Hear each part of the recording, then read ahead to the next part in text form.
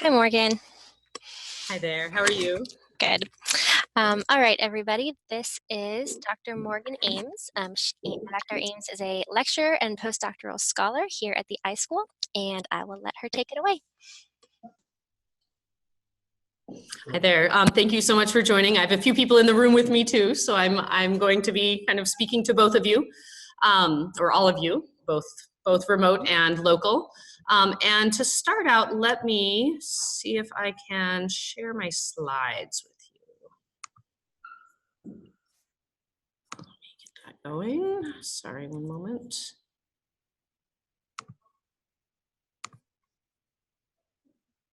Okay. All right, can everyone see that okay? We have it up there too? Okay. Looks good. Great.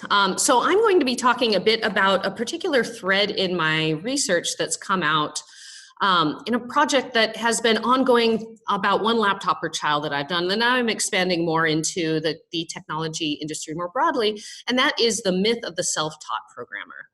And through this, I'm hoping to kind of bring in a little bit of a critical perspective on threads of individualism in the history of programming education and what it means for data science. As a bit of background, here we go. One of my big goals in my research is how to foster inclusivity across the technology world. I think it's well known, probably many of us know, that white and Asian men are overrepresented in the US technology industry by quite a bit, and decades of research have uncovered a number of factors that affect this. So, there's been a lot of talk about stereotype threat, unconscious bias, very specifically sexist and racist behaviors and policies, of course, are a big factor. But one thing that I want to try to bring in my own research is whether there's an ideological factor here. By ideology, I mean the kinds of assumptions and taken for granted practices that we that kind of form the background. We don't really think about them, but they influence what we do, what we see as possible. And I think this is especially important in this moment because as data science as a field takes off, there's an opportunity to redefine what it means to be in the technology industry and what data science in particular can contribute to that. Certainly one of the main goals of events like this one is to expand the definition of who is a technologist through data science. And so I really want to be able to seize on that in a really informed way. And part of that is understanding the kinds of assumptions that we might bring to the table. So just as background, what do we mean when we say self-taught programmer? I think there are a lot of different stories that circulate about this, but the one that often gets told, and I've often encountered in my interviews across Silicon Valley, is usually a white boy talking about encountering their first computer when they were maybe 7 or 8 or 10 or whatever age it might be. It was usually pretty young, and falling in love, right? They teach themselves to program, they spend many hours, they find an outlet there that they didn't find in school or with kind of in-person friends in various ways. And it's not to say that this narrative isn't invalid, but I do want to complicate that narrative. In particular, talk about what it leaves out and why that narrative seems to persist so much. To do this, I'm going to ground this in a project that I've been working on for about a decade now, and that is a project focusing on the origins of one laptop per child. This is a project announced in 2005. It was rooted at MIT, but had a lot of buy-in from across Silicon Valley. And this project really took at its core particular ideas around computing and the way children in particular learn programming that were very individualistic. And this is one reason I'm focusing on this. I'm bringing up this interaction design in children slide because at IDC 2013, there was a closing panel on a person that was behind the One Laptop Per Child project, a professor emeritus from MIT named Seymour Papert. Seymour Papert has had a big role in this field. Paulo Blickstein at that IDC 2013 keynote said, Seymour Papert has been at the center of three revolutions: child development, artificial intelligence, and computational technologies for education. Can anyone envision a school robotics subculture without Papert? Can we imagine the entire field of computational literacy without him? Or for that matter, most of technology-enabled project-based learning? And there's a certain amount of hyperbole, of course, in a statement like this, but I think it is useful to interrogate these kinds of histories and interrogate popular figures within these histories as a way of getting at these kind of ideological threads. So that's why I'm going to be focusing in for a little bit on this figure of Seymour Papert and the influence he's had on how people think about children learning to program and how it's fundamentally individualist and kind of reinforces this self-taught programming myth. So Seymour Papert is best known for especially well known for a program called Logo. Logo and its representation in turtle graphics was very popular throughout the 1980s. In fact, I learned a little bit of Logo in my own elementary school in the 1980s. You can give a turtle, you can see a turtle here on the screen, some relatively simple commands and make fairly complex shapes with it. And this was meant to be a really kind of natural, playful, intuitive way for children to learn to program. There have also been a lot of other projects, though, influenced by Papert. So the Scratch programming environment is a kind of follow-on to Logo. One Laptop Per Child I've mentioned. Lego Mindstorms is inspired by Papert. Makey Makey and Fidgets are projects out of there. The Fab Lab Makerspace environment, and a whole bunch of different turtle-based programming tools, including even a board game called Robot Turtles. These are all inspired by the same environment, the same Logo environment, the same kind of philosophy behind how children should learn to program. Very briefly, constructionism, which is the learning philosophy that Seymour Papert, pictured here on the left, put forward, has a lot in common with constructivism, which is a learning theory put forth by Jean Piaget, who's here on the right. Constructionism talks about the benefits of kind of learning by doing and how children relate things they are learning to stuff they already know. They are constructing knowledge in their own experience, based on their own experience.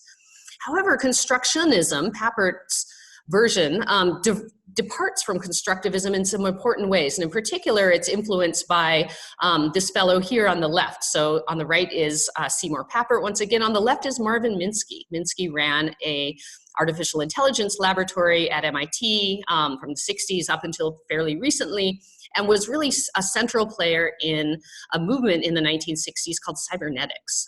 Artificial intelligence at the time was in a lot of ways kind of the center of this movement. There were a lot of different threads to it, but it was an incredibly exciting moment to be part of the technology world.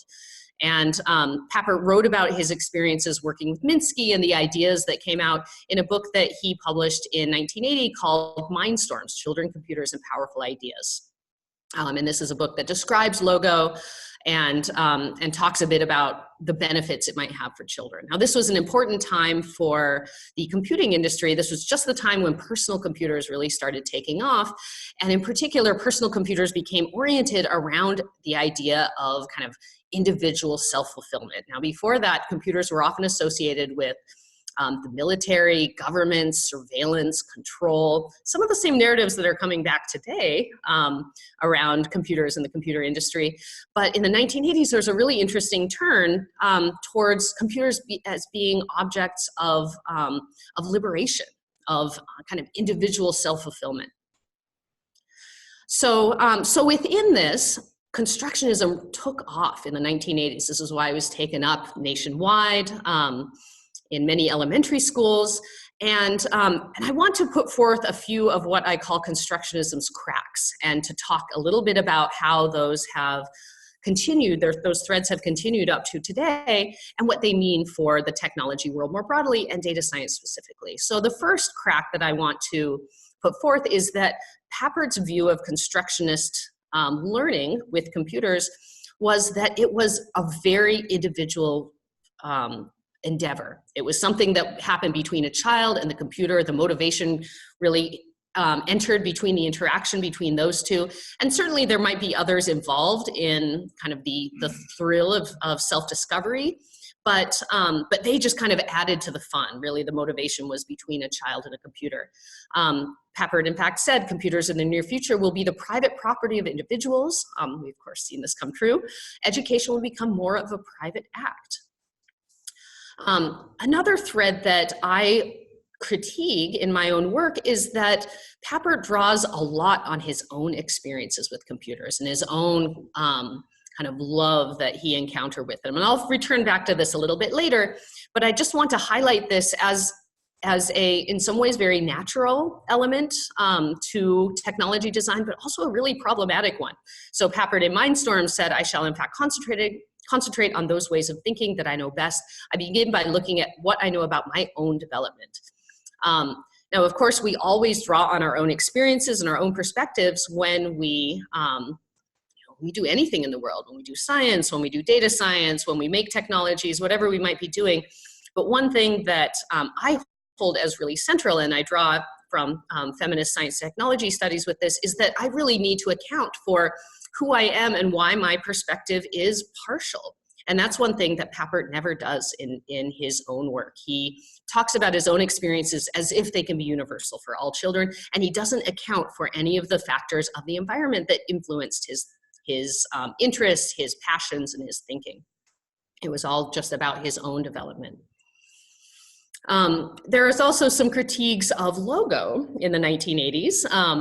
One is that there were very few really, or the logo group out of MIT that Papert ran in particular, weren't doing really kind of regular assessments of logo. One magazine writer wrote, they just gave logo to a bunch of kids, and after a while they asked them how they liked it. Gee, it's terrific. That's not scientific. Another person said later, I see my own vision was clouded by my enthusiasm, and that what I saw was largely a dream, not an accurate reflection of the world of educational computing.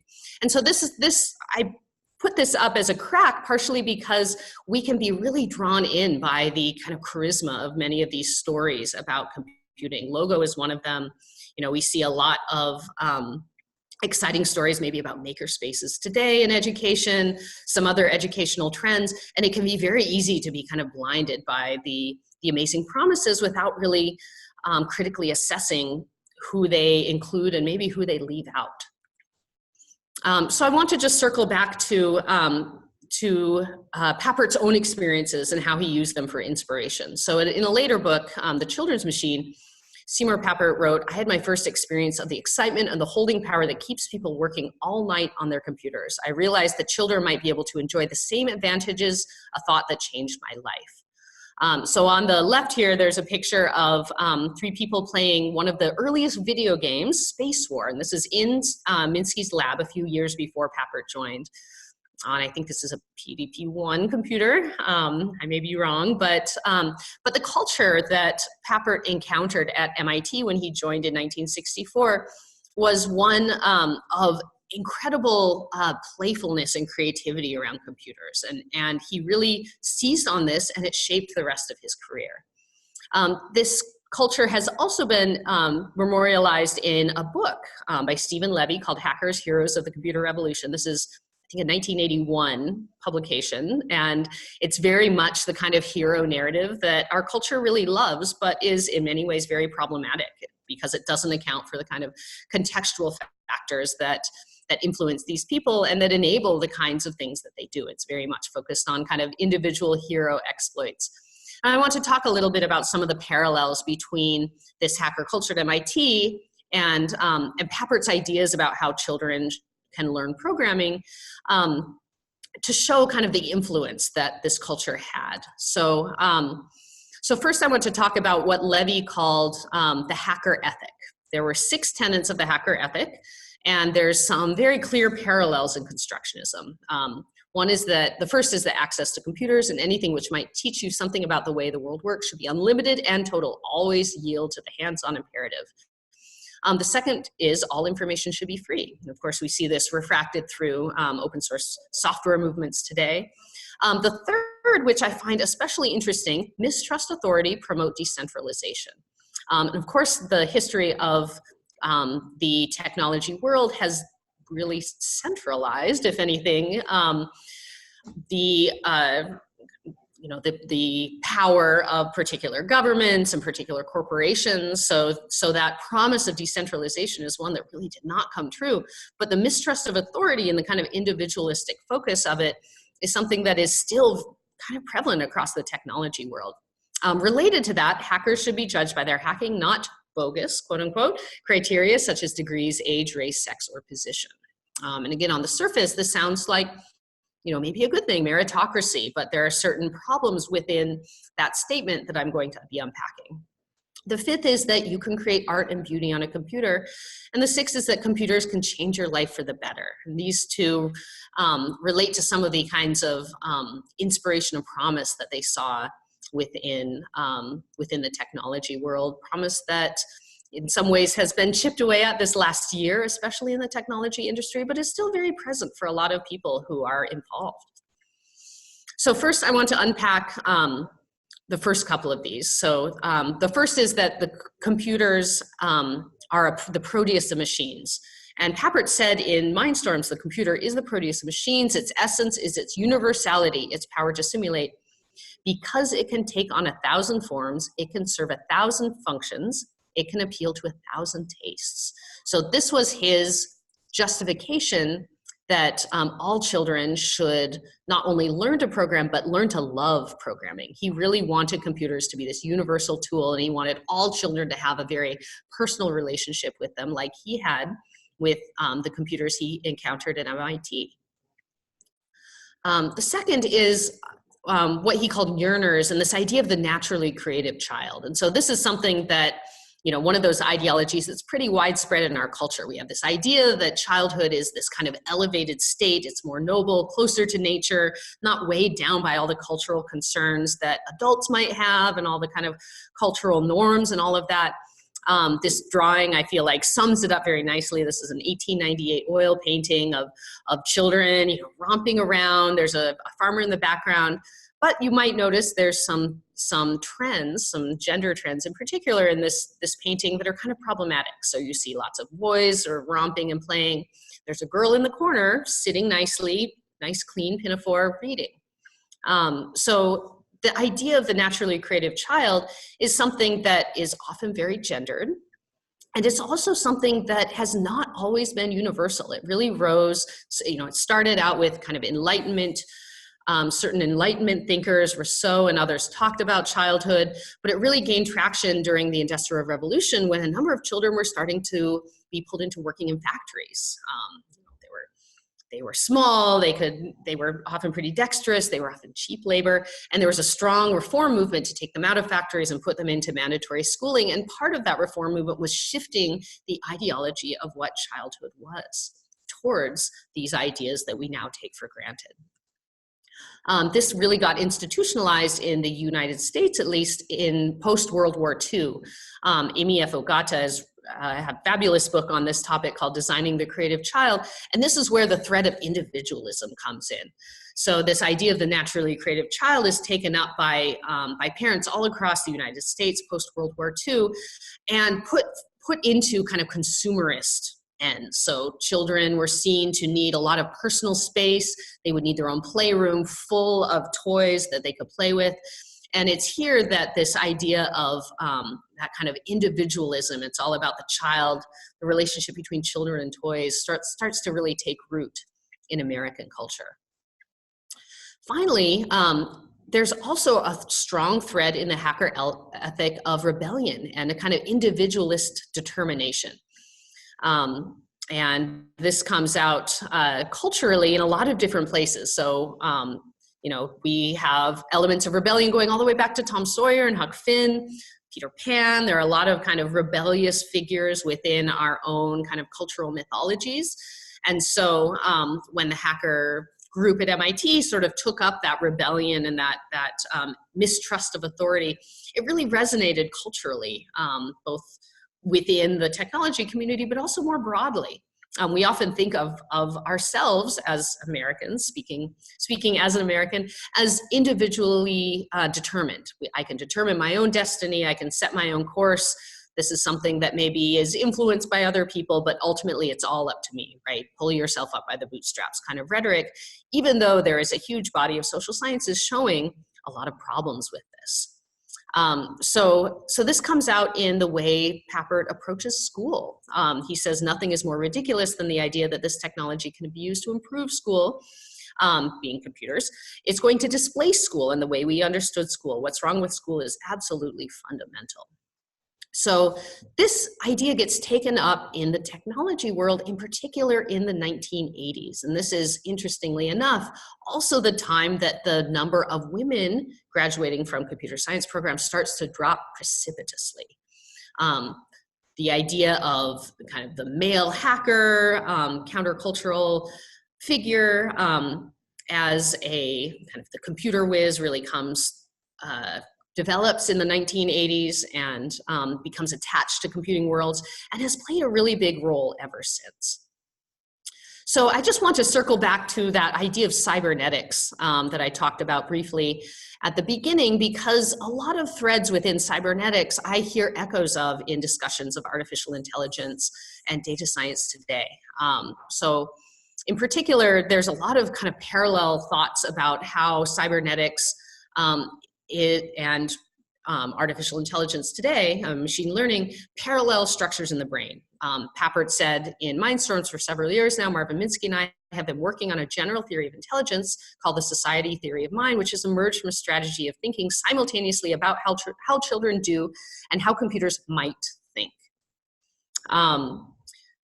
Of course, the cybernetics and that early wave of AI, all of the optimism around it kind of crashed down in the 1970s and 80s. And it's not that artificial intelligence research went away entirely, but the funding for it dried up almost entirely. It was very hard to get grants funded for artificial intelligence, in part because of the overarching optimism around it.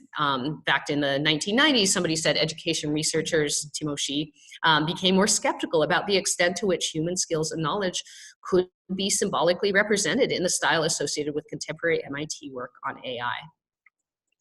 So again, I want to kind of cycle back to what this means for this story of the self-taught programmer.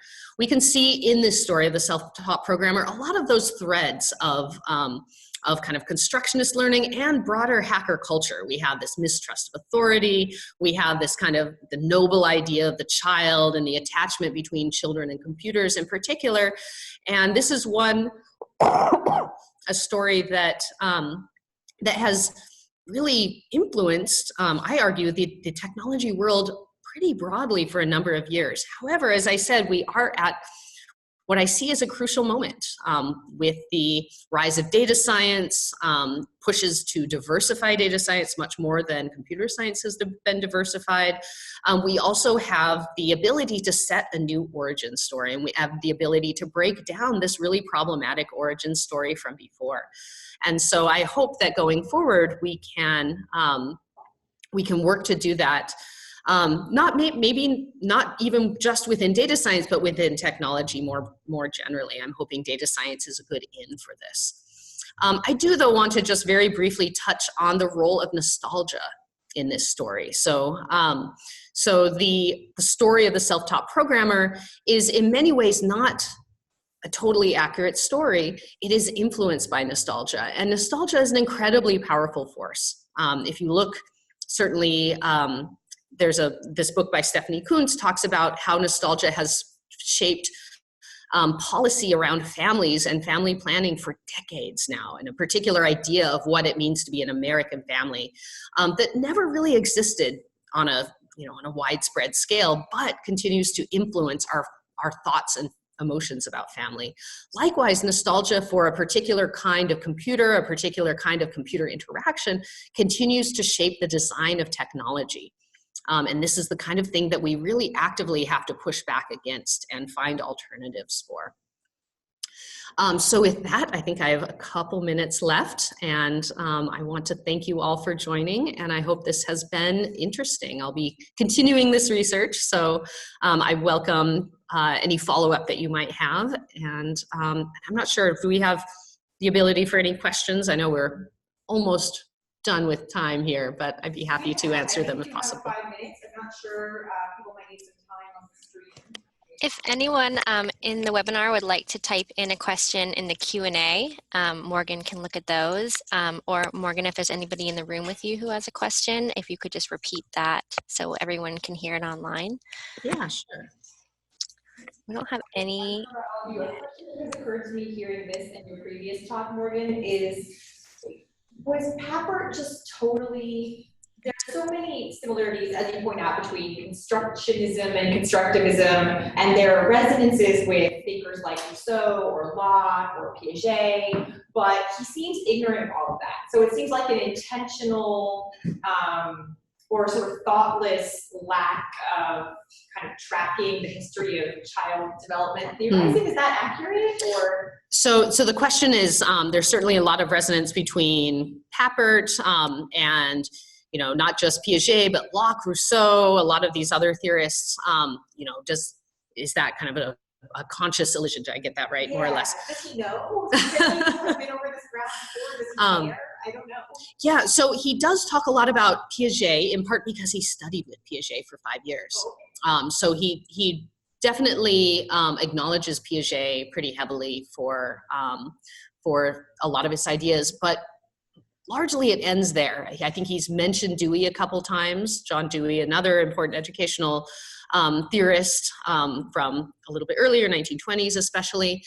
But no, you know, the ideas around childhood, he never unpacks. And a lot of people don't really, right? Like we take a lot of these so for granted that, that it's, it's, you know, it's not something that a lot of people kind of realize are influencing. So yeah, let's see, I have a question. What can we do in our work to actively combat these nostalgic constructionist attitudes besides waiting for the rise of data science to solve the problem? This is a great question, and one that I think can go a lot of different directions. One thing I try to do is to, whenever I can, decenter these kinds of hero myths, to try to kind of, you know, account for the context of people. So even with the account I did today, it wasn't just about Papert, it was really about this hacker group that he joined at MIT, right? And the influence that had. I also try to kind of call out the myth whenever I see it.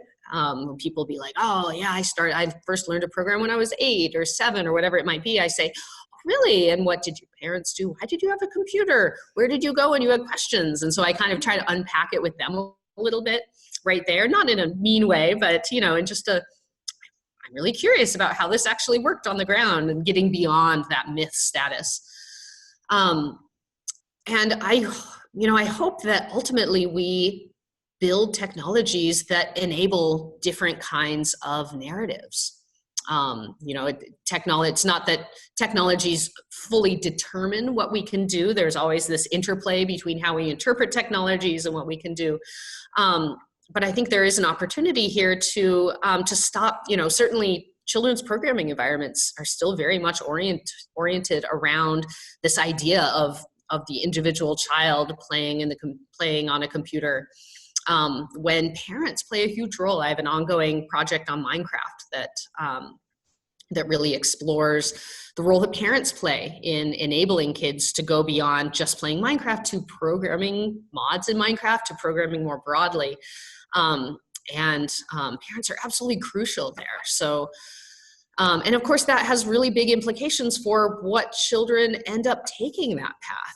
It's only children with very technically savvy parents, often who already work in the technology industry, who have those doors open for them. So I hope this gives you a few ideas. I think it's a big open question and a tough one to answer, but one that I am certainly committed to continuing to work on myself.